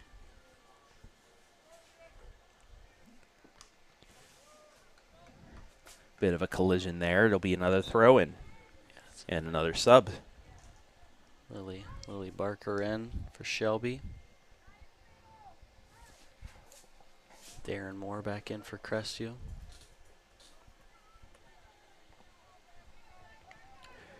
Brandy Paragon on Facebook saying good luck, Lady Cougars. Thank you all once again for watching live and free today on the OH Report. Let us know where you're watching from. Give us a shout out. We'll shout you out. Lady Whippets here with a 1-0 lead. That's just going to get deflected back into the field of play. And a chance for Shelby.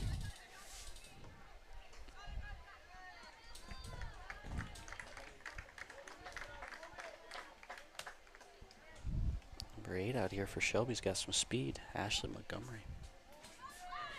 Almost would like to see her maybe go ahead and take it and get around the corner there instead of playing an early ball like that maybe. Deflected away.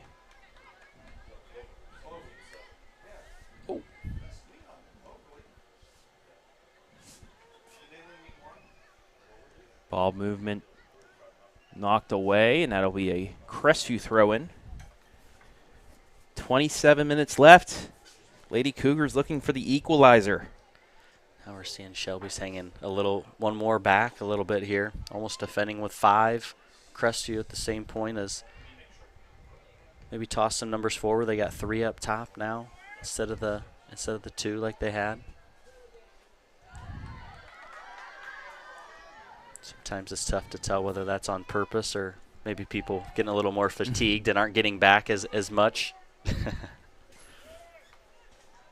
They won't say that, though. They'll say it's planned. It's all part of the plan. Yep. I meant to do that. Yep. I meant to do that.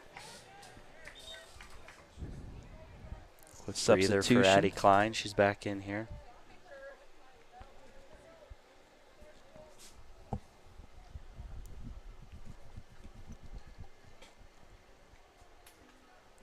McLenathan will get a little breather here. 26 minutes left.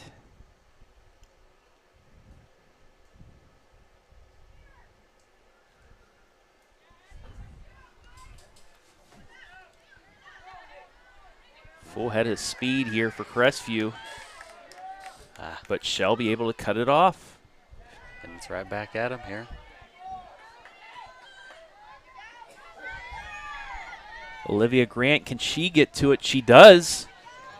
Into the 18. Looking to get it off. It's going to be kicked, deflected, and it's going to be a corner. Good work by number 11, Olivia Grant there for Crestview. I thought the Shelby defender had her beat. Number 2, Abby Snyder.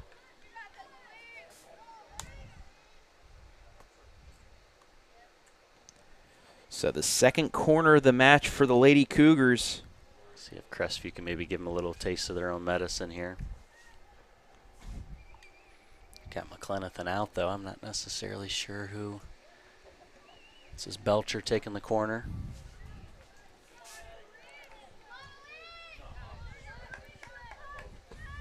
Lady Cougars spread out inside the box. There's the kick at the low liner, looking for the deflection. It's off a Lady Whippet, back out to Belcher. She's going to put a shot on. And, woof. And that shot going to be saved, but we got to look at the replay here, Greg. I don't know, was that a handball or not? Let's see. It's tough. They've rolled kind of a new rule this year, right? So if you're keeping your hands in close to your body, protecting yourself, that's where you could have a ref then that would go and kind of deem that as not a handball. As much as, you know, the Cougar faithful here may not agree. But yeah, it did look like she stuck her hands up in front of her face to protect her face, but they were out from her body as well. I guess it could go either way. Yep. That's another one of those, as we talked earlier with the refs, of, hey, you have to kind of go and respect their decision of what they decide. And like we always try to say as coaches, you got to go take care of play out on the field and don't let that come into that one call. You know, you always want to reference back to it. Don't even let that come into play. Take care of business then. Outside of that.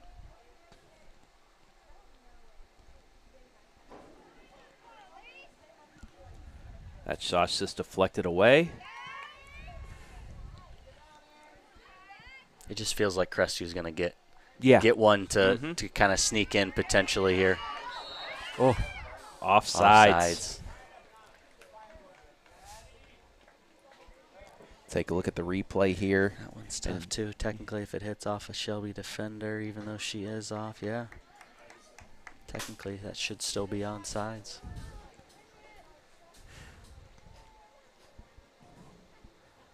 So the free kick knocked away, but right back to the feet of Crestview. That'll be thrown. When talking to Keith Switzer before the game, I think he had said last week they had a game against Tiffin. Same thing, got a goal early, played well the whole game, and in the last 5 minutes gave up a goal and just ran out of gas. And I think that's the key right now for Shelby is can you dig deep here? We're what, almost halfway through, 22 minutes to go. Especially when Crestview picks that urgency up at the end. That nothing to lose mentality.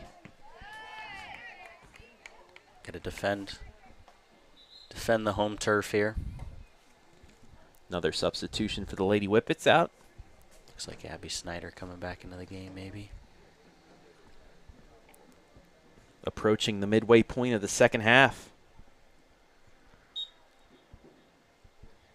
1-0 in favor of Shelby.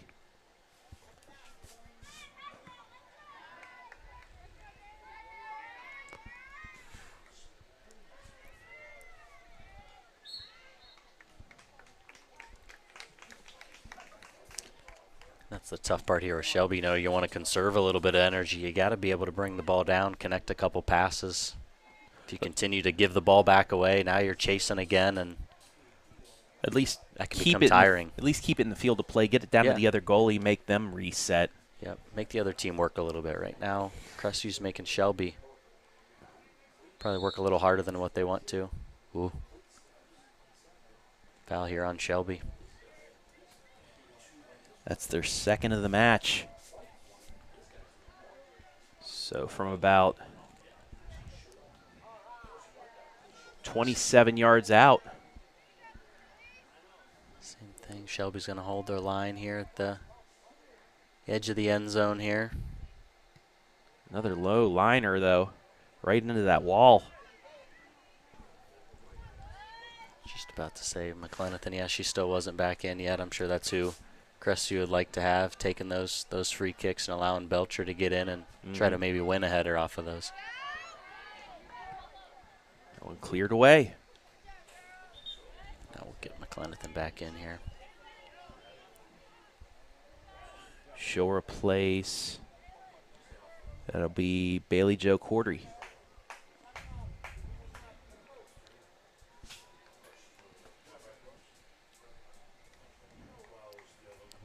Daylin Dawson's going to take a break for Shelby.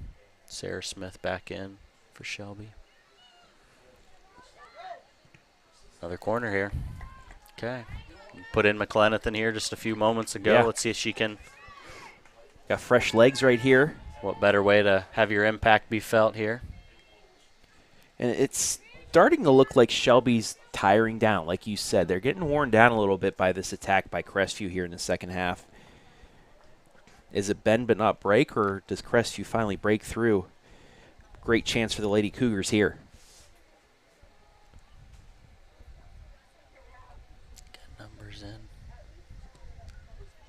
Curving back in, but just off the top of the net.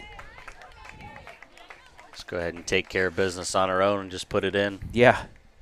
We've seen that a couple times already this season. Yeah, what was that, the Clear Fork? Madison match. Yep. Avery Wine, I think it was, right? Yeah, I think she was maybe a foot and a half off from doing so. Had the distance. It looked like it would have curled underneath the bar if it was in play, but unable to.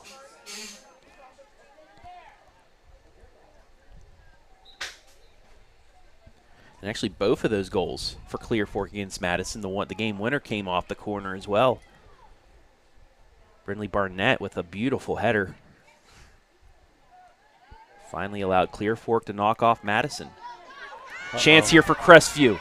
Shot on net, but right off the keeper. Martinson with a big save, and it stays 1-0. What's that shot by Kylie Saltzer? I'm sure she'd probably want to have that one back. And she had an opening. She could have gone that wide side as well, but, you know, it's split second, you know. Sometimes you just got to get it off. So as I kind of said earlier, with a goalie with this type of size, you're going to want to find a corner, make the keeper work. Take a look at another play and just leaking out. I thought that hit off the goalie. I thought maybe that was going to be It looked like it was deflected there. Going to be a corner, yeah. We got number 13 in for Shelby, Princess Timko. Thrown for Crestview. 17 minutes left in regulation. Or in the match, I should say. There's no overtime in regular season.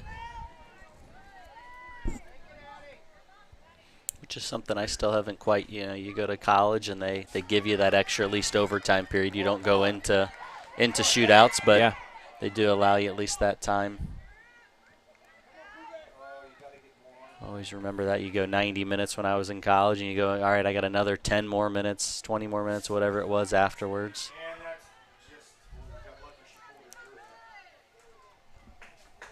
That'll be cleared out, allow Crestview to reset their defense.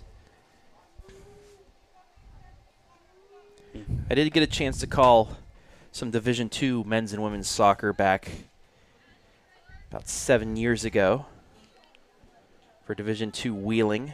Okay. So did get to see the #1 team in Division II, Charleston, University of Charleston, a couple times. Good turn by. Oof. Got all ball there. It'll be a throw-in. We'll take a look at that one more time. She might have came through with the body a little bit. I think Crestview's lucky to have gotten away with that a little bit. So I was just looking up my little sister who went to Ohio Dominican University and coaches at Olentangy Liberty. They're traveling up to Toledo, Notre Dame today. She's got a long bus ride. That is a haul. Well, no bus ride. They said they actually even allow on that long of a drive the players for the parents to drive themselves. It's a smart move. Yeah.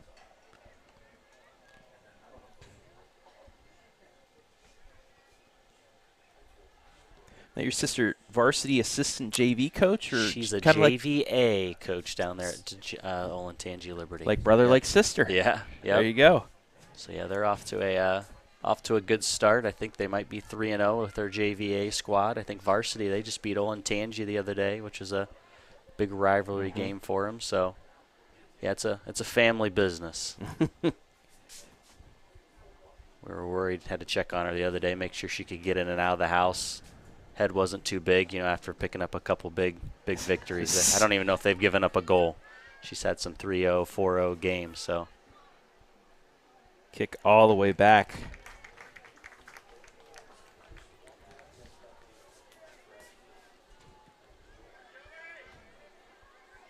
Shelby's kind of settled in a little bit here for the last 5 minutes, had a couple chances. See, here's where they're keeping possession, doing a much better job of making Crestview work a little bit. Just as I say that, they get away, but it'll allow Shelby to substitute here. 14 minutes left in the match. Looks like Lily Barker's in again here for Lynn Montgomery. Wonder if there's any relation between Ashley and Lynn, I would assume.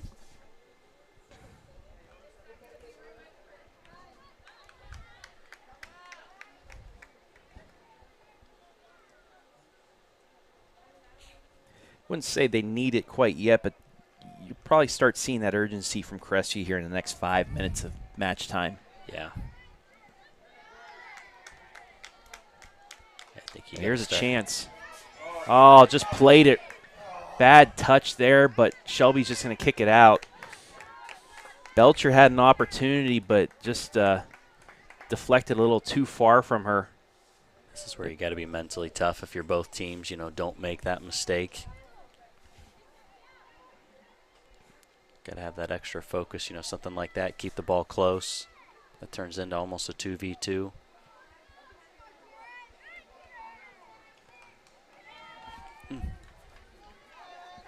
Shelby's going to be able to clear.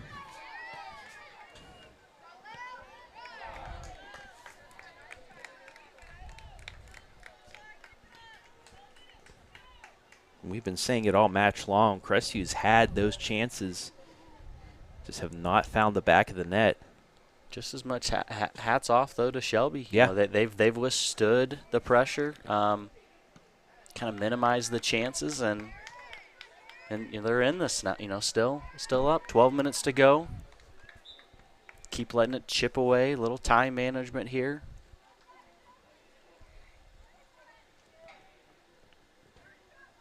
And I mean, just the complexity of this match is so much different when you have a 1-0 lead. You can maybe one of your midfielders, one of your forwards, keep them back a little bit further, that extra defender to help out. Yeah. I'm sure Keith would probably prefer get one more in. Yeah. That 2 goals, yeah. That gives you that extra breathing room. Here's a cross, but right into the hands of the keeper. It's another one of those, a clean grab by the goalkeeper. Fumble that at all, you got 2 people just waiting to pounce. Yeah, Emma Amert was back there open, so if that doesn't reach the hands of Martinson, we may be tied here.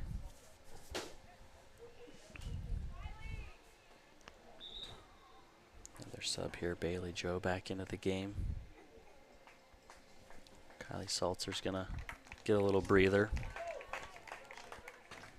Had a couple of those chances back-to-back early on, probably some of the best chances Crestview's had so far in the second half. Uh-oh, here we go again. See if Crestview can make the... Gets it ahead, but off the feet of Shelby. Pinballs around. Good recovery by Charlie Neese there in the center. And she'll kick it out near midfield. It'll be a throw in for Crestview. Guessing that's maybe the little sister of, what was it, Sophie Neese that was a yes. point guard there at Shelby at Ashland now. Yep. National champion, Sophie Neese. Yeah. Ashland's doing a pretty good job of getting some local talent around here. We got the gentleman next door. His son's there for wrestling. We got Addie Turnball's there for soccer. Taylor Mullins used to be our goalie. Just recently has decided she's going to join the softball team at Ashland University. She saw her in person knock a couple dingers out of the park during the tournament run. Yeah, it's excited for her. I know she's lost a couple seasons of her high school career, so to be able now to go continue that at Ashland is exciting for her. It's a Fun player to be around. That was a fun senior group last year. It Three, was. but they were mighty in their own way. Yeah, tough way to lose that regional game as well. But a great season for the Lady Warriors. Under 10 to play. Shelby still holding on to this 1-0 lead.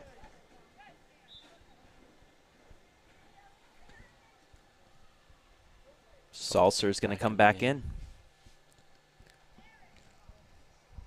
Moore's going to take a breather. Same thing. Shelby brought back in Montgomery. Lily Barker's going to take a seat. At some point here, you probably see the coaches kind of ride it out of what that final 11 on the field is going to be. Gets that ahead, but right to the hands of Martinson once more. As we get down into, I think it's anything below 4 minutes of Shelby's subbing. We got to stop the clock. She's on sides. Chance for Hickey. So this is where you got to continue to put them under pressure. Don't slow it down and allow the rest of the defense to get back.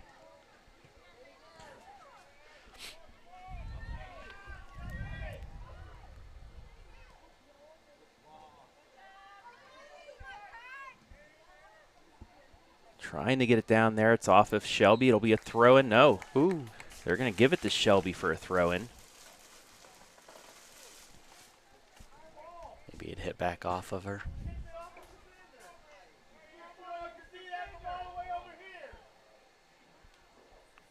Cougar faithful letting them know maybe. Now they'll get the throw-in anyway. Yeah. Here's your ball don't lie moment right there. Every sport has one. Uh-oh. There's a kick, but just, again, wide. Just can't dial that in.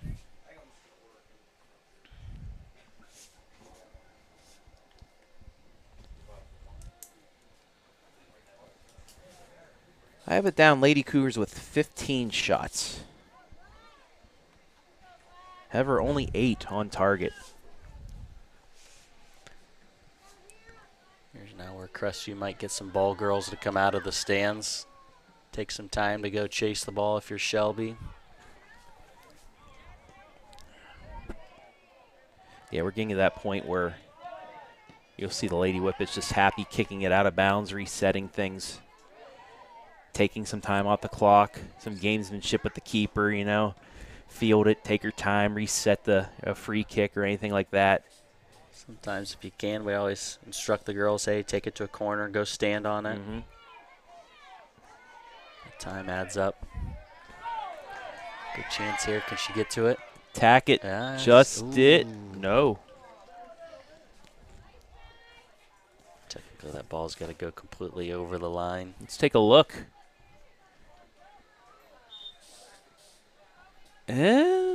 Tough angle. I think even if it did stay in play, it would have went down for a goal kick anyways, but still. And here comes Shelby looking where they need to take this throw. Same thing. You look at that. There's another 30 seconds that just came off there. 6 minutes left. Belcher had it for a second, kicked out again. But there's a ball waiting for Tackett. Oh, misplayed, though.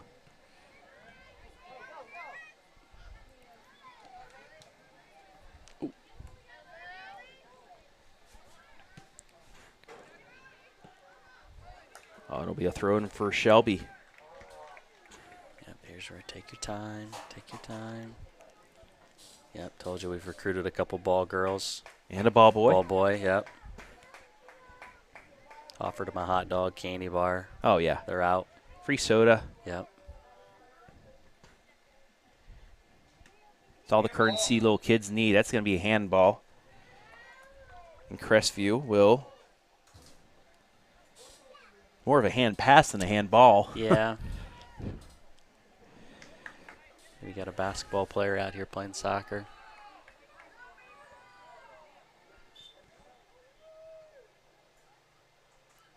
And a yellow will be against McClenathan. They're actually going to give – they're now going to give Shelby the ball. You have a replay on? I thought it was a handball on Shelby. We could be wrong. So it looked like a handball right. Yeah, unless they were calling a foul on McClenathan of, or pushing from behind. That's the only thing I can think of. Little delayed yellow, though. Maybe that was McClenathan. Kicking the ball away. Yeah. Maybe, yeah. Learning from her father. You got to razz the refs a little bit there. She's just got to know she's not able to. That shot goes wide. But that takes 15, 20 seconds off the clock. We're down to 4 minutes left. Interesting. It looked, I guess, a shove before the handball. Yeah, that's the only thing I can think of is maybe what. But again, that was called from the opposite side of the field. He saw something a little different than what Jerry McCoy saw down here on this side of the field. Chance for the Whippets shot. That's probably going to do it. It's a goal. Shelby goal. Arizona, Grazel. Grazel with her. That was a great ball through. With her second, officially her first goal herself. But that should put a bow on this one. Although we've seen weirder things happen. Yeah. Come on, Travis. You gotta have faith. Anything's possible. 77th minute. Makes it 2-0 Shelby.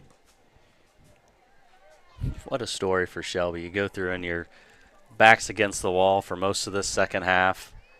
And all's it take, though, just one. One chance, one little sequence here of what we thought was going to be a handball coming Crestview's way. Ends up it's a foul. Free kick and a couple things ensue from there. And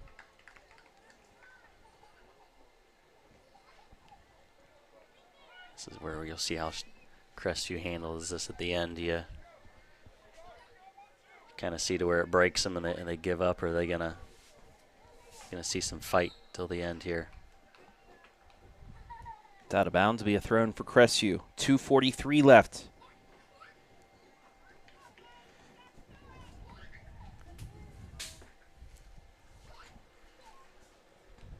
Ooh, foul.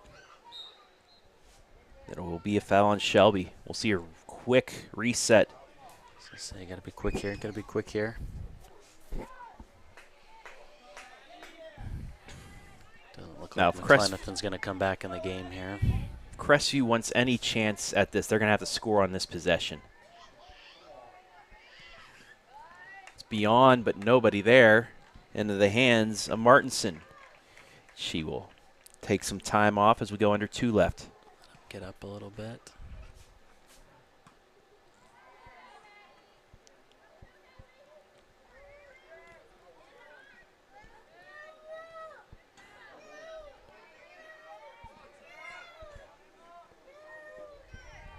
Just flicked out. Good recovery. Sarah Smith knocks it out, takes 10 seconds off.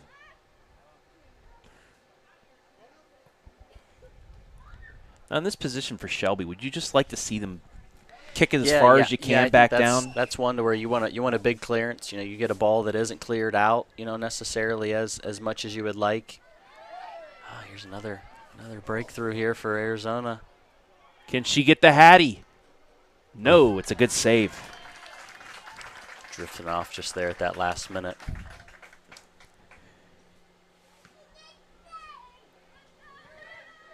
It looked like that ball was a little bit further beyond her feet. You'd think she'd try and reverse it back, but it looked like it was a little – she had to extend that leg out there to get the shot off. So looks like she might be hurt. She's limping around a little bit.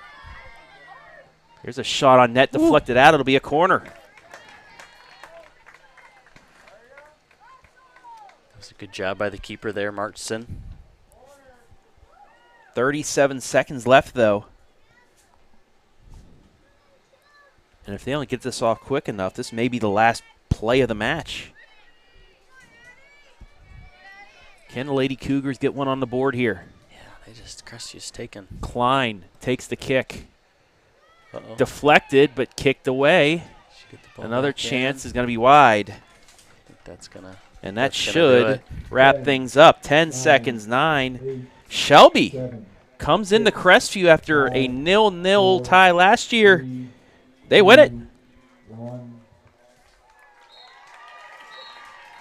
2-0 the final. Arizona Grazil, 2 scores, 1 via an own goal, second one to finish things up in the 77th minute. We'll take a break. When we come back, the Bob and Bob Dorr post-game show, including our Frito-Lay MVP, right here live and free on the OH Report.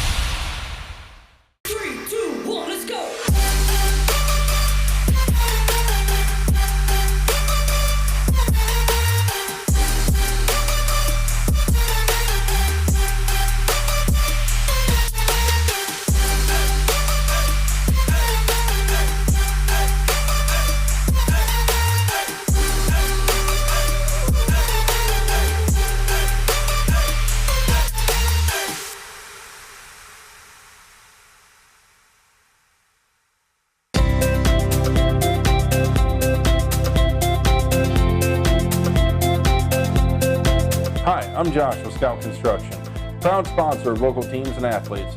Check out your favorite local sports right here on the OH Report. Instead of paying for some big-name spokesperson, Casasa Checking gives that money back to you in cash rewards. In fact, you just bought me this cup of coffee. See how that works? Amazing!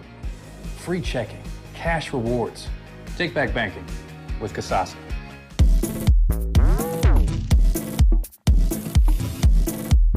Looking for a new way to showcase your business? Advertising sponsorships for the Crestview Cougars live streams are still available. Contact the OH Report for more information and let's make you a part of the game.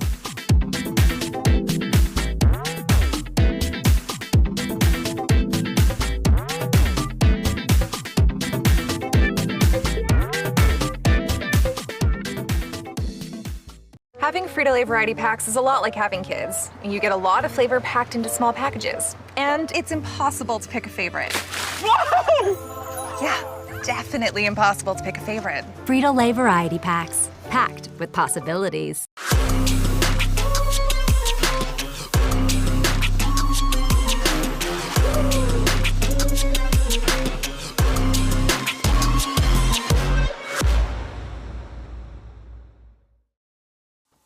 Take a look at all the action from Friday Night Football right here in North Central Ohio with great analysis, highlights, coach interviews, and so much more. Every single Friday night right here on the OH Report.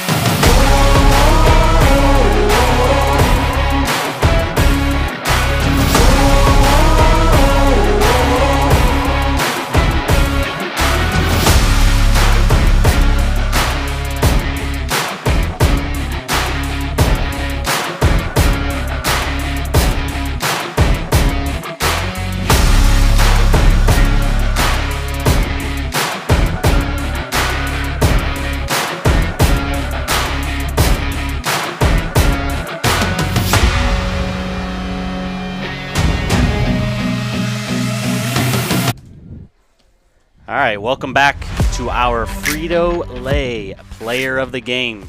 So we have Arizona Grazel here from the Lady Whippets from Shelby. Congrats, first and foremost, Arizona, 2-0 win, redeeming kind of that 0-0 tie from last year against Crestview. So just kind of give us an update. Hey, what was the game plan coming in? Enemy territory. You guys have kind of maybe struggled a little bit to your liking due to some injuries early coming in, but walk us through what was the game plan coming in? So our game plan coming in was to at least have a win. Seems how we've been trying for 4 years, and this was a really big game for us 3 seniors because we've been waiting for 4 years, obviously. So our game plan was definitely to come in and take over Cougar territory. Yeah, definitely did that. So kind of walk us through first goal, corner kick. What exactly was going through your mind there? I don't really know. I was hoping that it would have gone a lot more in the center when I kicked it, but I'm really glad that my other up top was there to get it in the goal for me. Yeah. And then, second goal, right? Your defense has done an outstanding job there in that second half. Crestview had a lot of really good chances. And then you guys get a counter through ball there. What's going through your mind there, needing to kind of put that little icing on the cake?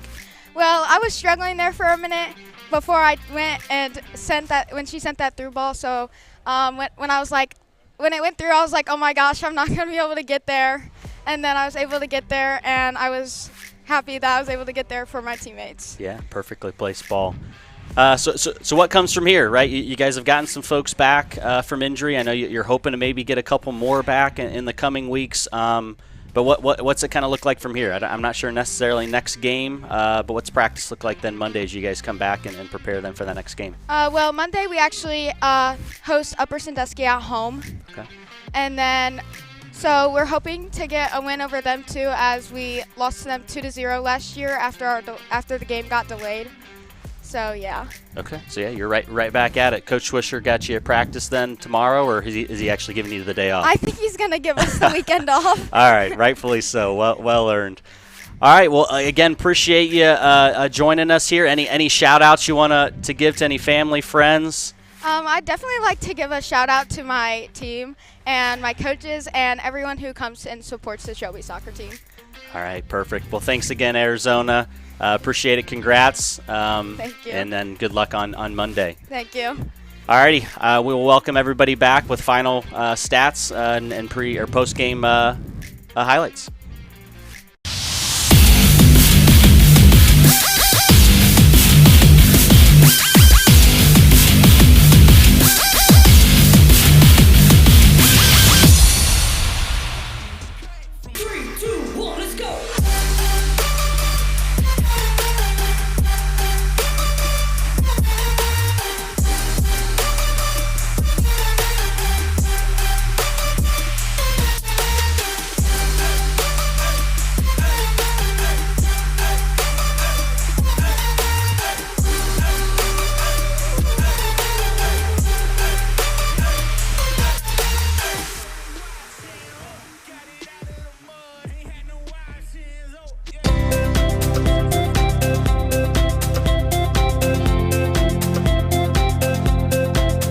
I'm Josh with Scout Construction, proud sponsor of local teams and athletes. Check out your favorite local sports right here on the OH Report. Instead of paying for some big-name spokesperson, Casasa Checking gives that money back to you in cash rewards. In fact, you just bought me this cup of coffee. See how that works? Amazing! Free checking, cash rewards. Take back banking with Casasa. Having Frito-Lay variety packs is a lot like having kids. You get a lot of flavor packed into small packages. And it's impossible to pick a favorite. Whoa! Yeah, definitely impossible to pick a favorite. Frito-Lay variety packs, packed with possibilities.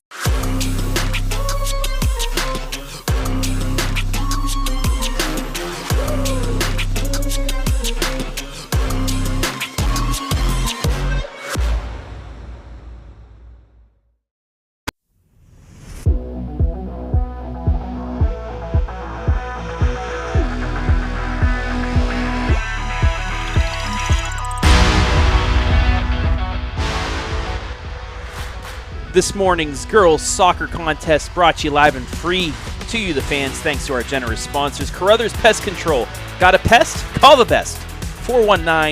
419-314-3214. Once again, that's 419-314-3214. Frito-Lay, we are driven and inspired by our purpose, food that matters for life's moments. Bob & Bob Door Company, entry doors, storm doors, garage doors, and openers. Bob & Bob Doors has been providing fast, friendly, and reliable service for over 51 years. Sutton Bank, earn the cash reward of your choice for doing simple activities with Casasa and Scout Construction Services, LLC. With more than a decade of business, you can trust Scout Construction with your roofing and siding needs. Call Scout Construction for more information at 419-989-7240. Once again, that is 419-989-7240. As we welcome you back inside the Bob & Bob Doors post-game show. Travis Berardi alongside Ontario assistant Greg Atkinson. And Shelby, they did what they needed to do to come in here and get the victory. Yeah. I mean, it probably wasn't pretty at times. Again, Crestview did an outstanding job there, pressing there in that second half, trying to get that equalizer. And that defense, hats off to the Shelby defense. Goalie, Martison in the goal. A couple big saves there late. And then you're able to get that second. So that brace for Arizona. Taking a look at the final statistics, Crestview controlled the pace of play. 60-40 possession, 16-8 on shots, 9-3 on net. Shelby 5-4 on corners, but in the second half, it was Crestview that had more corners. One card on that tough play that led to the goal. 3 fouls to none. 3 fouls to 3, actually, in favor of both sides. So statistically, it looked like Crestview probably could have gotten some in the net, but this is why they play the game. All you need is one chance. We've been saying that a couple times during this match. All you need is just one chance. Yep. Yeah, I think that's where, as a coach, probably, similar, Elizabeth Webb and Crestview, probably that conversation at the end is, hey, you guys played well. You gotta just make sure when you get those chances, make sure their quality looks. We talked it the whole game, that final third, and being able to finish that chance you get, because again, you may only have one or two throughout a game. It's the beauty or the beast of soccer. And just wasn't their day today. So 2 goals, both by Arizona and Brazil. Own goal in the 28th minute off a corner, made it 1-0, and then Arizona in the 77th minute breakaway got it past the keeper to make it 2-0. She nearly had a hat trick too, with a chance in the 79th minute, but 2 goals, pretty darn good job for her. Any final thoughts for you, Greg, before we head out of here? I know you got to get back down to Ontario. You got a match with St. Mary's coming up here in a few hours. Yeah. No, I just was looking up. Yeah, so we had Shelby's got Upper Sandusky next, so another tough game for them. And then it looks like, again, Crestview gets some home cooking, welcomes what looks like Northwestern to town next. I know we've got the boys kind of coming up here after. So same thing. Crestview doesn't get any slouch, coming into town next. So, I think that's probably the key. Now go kind of redeem and get back on that winning streak per se. All right. Well, Greg, as always, thank you for joining me. Yeah. I know I'm looking forward to down the road when you and Zach Huff take things over here down the line. But for now, I am going to try and get out of here and maybe get some rest because it's been a long 2 days. You need to go get your nap, huh? I want to thank everybody for help making this possible. Greg on color, carrying me today. Thank you very much. Jory Hollenbeck on our camera, and all of our sponsors for today's match. Carothers Pest Control, our scoreboard sponsor. Frito-Lay. You know Frito-Lay, Greg. Our MVP sponsor. Bob & Bob Door Company, our pregame, halftime, postgame sponsor. Sutton Bank, instant replay sponsor. And then Scout Construction, Frito-Lay, and Sutton Bank, all our commercial sponsors. I want to thank Tim Kuhn, the fine folks here in the Crestview Athletic Department for allowing us to be here, as well as the OHSAA for allowing us to bring you these streams live and free during the regular season to you, the fans. Shelby comes into Olivesburg and leads with a 2-0 victory over the Lady Cougars. For Greg Atkinson, I am Travis Berardi saying so long from Crestview.